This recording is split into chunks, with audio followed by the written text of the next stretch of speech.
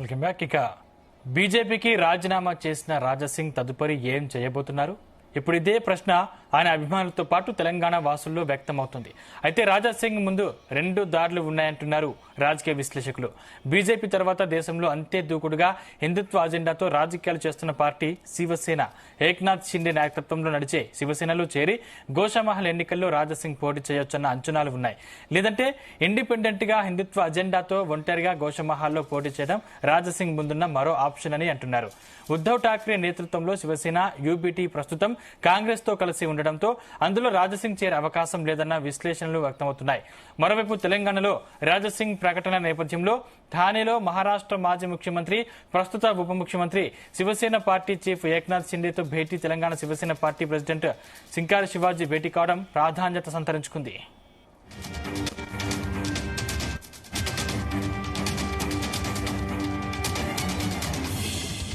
ఇదే అంశానికి సంబంధించిన మరింత పూర్తి సమాచారం మా ప్రతినిధి శ్రీచరణ్ అందిస్తారు. శ్రీచరణ్. అయ్యా సందీప్, రాజాసింగ్ భవిష్యత్ కార్యాచరణ ఏంటి అనేది కూడా సర్వత్ర రాష్ట్ర వ్యాప్తంగా చర్చనీయాంశంగా మారింది. అటు బీజేపీ పెద్దలేమో రాజాసింగ్ పోతే పోని అన్నట్టు లైట్ తీసుకున్నట్టు కూడా వివరిస్తున్నారు. సో ఇప్పుడు రాజాసింగ్ అనే వ్యక్తి ప్రత్యేకంగా మనం చెప్పుకోవాల్సింది హైదరాబాద్ నగరంలో ఓల్డ్ సిటీలో ప్రత్యేకంగా గోషామాల్ కాన్స్టిట్యున్సీ నుంచి వరుసగా 3 సార్లు గెలుస్తూ వస్తున్నారు. అసలు గోషామాల్ ని బీజేపీకి ఒక తిరుగులేని కంచుకోటగా కూడా మార్చారు. అయితే మనం పలుమార్లు కూడా చర్చించుకున్నాము. ప్రత్యేకంగా రాజాసింగ్ నిర్వహించే శ్రీరామనవమి రోజు శోభయాత్రని, దాంతోనే ఆయన ఓల్డ్ సిటీలో బాగా పాపులర్ అయ్యారని కూడా చెప్పాలి. సో ఆ రోజు లక్షలాది మంది హిందూ ఓటర్లు అందరూ కూడా జై శ్రీరామ్ అంటూ నినాదాలు చేస్తూ పాత బస్తీలో పెద్ద ఎత్తున కూడా ర్యాలీ నిర్వహిస్తూ ఉంటారు. సో అయితే ఫైర్ బ్రాండ్ గా పేరొందిన Raja Singh at the same time ఆయన కాంట్రవర్సీస్ మాట్లాడడంలో కూడా సిద్ధాస్తుడుగా ఆయన పేరున్నారు. తరచుగా ఆయన పార్టీ సొంత నేతలపైనే వివాదాస్పద వ్యాఖ్యలు చేయడము, దీనికి పలు ఉదంతాలు కూడా ఉన్నాయి. పార్టీ విధింద పార్టీ కాక అపోనెంట్ల పైన కూడా కాంట్రవర్సీ వ్యాఖ్యలు చేసిన గతంలో ఎన్నో ఉదంతాలు ఉన్నాయి. ఉదాహరణకి మొదట అపోనెంట్ పార్టీ పైన ప్రత్యేకంగా ఎంఐఎం పార్టీ బ్రదర్స్ పైన అసదుద్దీన్ ఓవైసీ, అలాగే అక్బరుద్దీన్ ఓవైసీ పైన కూడా పెద్ద బామ్మర్ది చిన్న బామ్మర్ది అని ఆయన అప్పట్లో వ్యాఖ్యలు చేయడము, ఓల్డ్ సిటీలో ఉన్న హిందూ ఓటర్లు అందరూ కూడా ఒక్కసారిగా ఊగిపోయి అసలు అసదుద్దీన్ ఓవైసీ, అక్బరుద్దీన్ ఓవైసీకి అసలు ఏ పొలిటీషియన్ కూడా వ్యతిరేకంగా మాట్లాడరు. కానీ రాజాసింగ్ ఒక్కడే మగాళ్ళని నిలబడి వారికి ఎదురు తీస్తున్నాడు ఓల్డ్ సిటీలో అని కూడా రాజాసింగ్ పేరుగాంచారు. ఇంకా అనంతరము పార్టీ విషయానికి వస్తే బీజేపీ సొంత పార్టీ విషయంలో ఇటు కిషన్ రెడ్డి పైన గతంలో కూడా మాజీ అధ్యక్షుడు కిషన్ రెడ్డి పైన కూడా పలు కీలక వ్యాఖ్యలు చేశాడు. హైదరాబాద్ లో అంటే సార్వత్రిక ఎన్నికల సందర్భంగా హైదరాబాద్ లో కిషన్ రెడ్డికి ఒక మగాడే దొరకలేదా అభ్యర్థిగా అంటూ కూడా అప్పట్లో ఆయన సంచలన వ్యాఖ్యలు చేశారు. ఆ తర్వాత కాలక్రమేణా ఆయన వివాదాస్పద వ్యాఖ్యలు చేస్తూ పాత సామాన్లన్నీ బయటపడితేనే బీజేపీ పార్టీ బాగుపడుతుంది, ఈ పాత సామాన్లు చేపట్టే బీజేపీ అనేది ముందుకు వెళ్ళడం లేదు అంటూ కూడా ఆయన సంచలన వ్యాఖ్యలు చేశారు. అనంతరం కూడా నిన్న కూడా ఆయన రెసిగ్నేషన్ ఇస్తూ కూడా పలు సంచలన వ్యాఖ్యలు చేశారు. నేను కిషన్ రెడ్డి గారికి ఇప్పుడే నేను లవ్ లెటర్ ఇచ్చానంటూ కూడా ఆయన సెన్సేషనల్ కామెంట్స్ చేశారు. అనంతరం కూడా పార్టీ గెలవాలని ఎవరికి కూడా ఇంట్రెస్ట్ లేదు, ఎప్పుడు అసలు పార్టీని ముందుకు తీసుకోపోవాలనే ఇంట్రెస్ట్ కూడా ఎవరికి లేదు. నేను నామినేషన్ వేయడానికి వస్తే 3 సంతకాలు తీసుకొని వస్తే వారిని కూడా బెదిరించారు, నామినేషన్ పైన నా సంతకం పెట్టొద్దని అంటూ కూడా ఇలా తరచుగా కూడా వివాదాస్పద వ్యాఖ్యలు చేస్తూ సొంత పార్టీని ఇరకాటంలో పెట్టే ప్రయత్నం రాజాసింగ్ చేశారంటూ కూడా గత పార్టీలో అంతర్గతంగా కూడా చర్చ జరుగుతోంది. సో ఇప్పుడు రాజాసింగ్ రాజీనామా చేసిన తర్వాత నెక్స్ట్ ఎటు వెళతారు అనేది కూడా తదుపరి విస్తృత స్థాయిలో చర్చ జరుగుతుంది. మరోవైపు ఏమో నిన్న సాయంత్రం నుంచి ఈ రోజు ఉదయం వరకు కూడా ఒకటే చర్చ జరిగింది. ఉద్దవ్ ఠాక్రేకి చెందిన శివసేన పార్టీలో వెళ్తారని, అక్కడి నుంచి ఆయన కంటెస్ట్ చేస్తారనేది కూడా ఊహాజనితంగా ఒకటి ప్రచారం జరిగింది.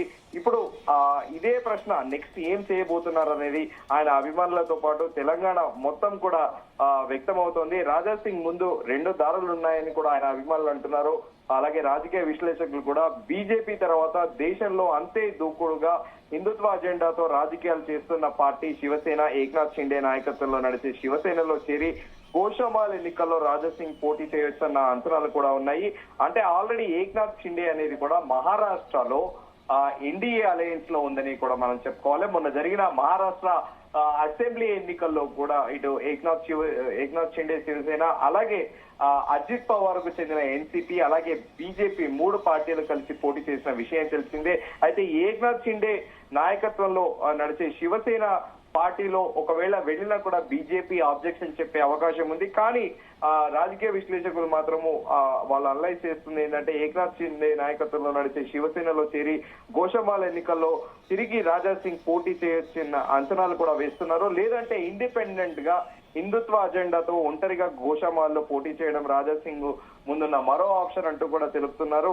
అయితే ఉద్ధవ్ ఠాక్రే నేతృత్వంలోని శివసేన యూబీటీ ప్రస్తుతం కాంగ్రెస్ తో కలిసి ఉండడము అంటే చెప్పాలంటే ఒక north pole south pole Uddhav ఠాక్రేకి చెందిన శివసేన పార్టీ కంప్లీట్ గా సెక్యులరిస్ట్ పార్టీ. అలాగే రాజా సింగ్ ఐడియాలజీ మాత్రం కరడుగట్టిన హిందుత్వవాదిగా కూడా ఆయన పేరొందారు.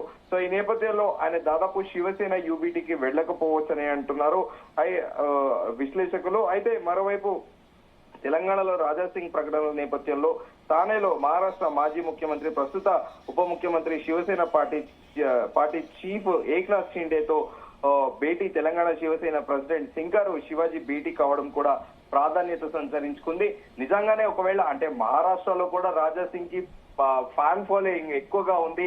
ప్రత్యేకంగా హిందూ కోర్ బెల్ట్ లో నార్త్ స్టేట్స్ తో పాటు అలాగే ఉత్తరప్రదేశ్ మధ్యప్రదేశ్ దాంతో పాటు ఛత్తీస్గఢ్ పలు ప్రాంతాల్లో కూడా అటు ఉత్తరాఖండ్ తో పాటు అలాగే ఇటు రాజస్థాన్ అలాగే మహారాష్ట్ర ఈ రాష్ట్రాల్లో కూడా రాజా సింగ్ కి పెద్ద ఎత్తున అభిమానులు ఉన్నారు. ఈ తరచుగా కూడా మహారాష్ట్ర వెళ్లి అక్కడ కూడా లెక్చర్లు ఇచ్చి వస్తూ ఉంటారు.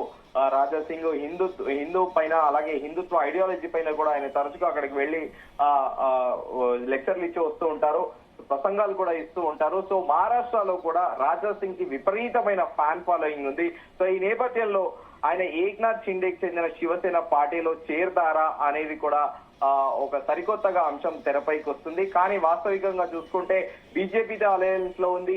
కానీ ఒకవేళ మరి ఒప్పుకుంటారా లేదా అనేది కూడా చర్చనీయాంశంగా మారింది. కాకపోతే Shiv Sena party chief Telangana Shiv Sena party president Singaru Shivaji భేటీ కావడం కూడా ఒక క్వశ్చన్ అయితే అరైజ్ చేస్తుంది. దీనికి కూడా పొలిటికల్ గా అంటే ఒక మసాలా అనేది కూడా దీన్ని యాడ్ చేయబోతున్నారా అనేది కూడా సర్వత్రా ఒక ఆసక్తి నెలకొని ఉంది. మరి రాజా సింగ్ భవిష్యత్ కార్యాచరణ ఏంటి, ఆయన ఎటువైపు సాగుతారు, తిరిగి బీజేపీ పెద్దలు ఆయనని పిలిచి బుజ్జగించి మళ్లీ పార్టీలో, ఎందుకంటే గతంలో కూడా ఆయనను సస్పెండ్ చేశారు పార్టీ నుంచి, మళ్లీ తిరిగి ఆయనను పార్టీలో చేర్చుకున్నారు.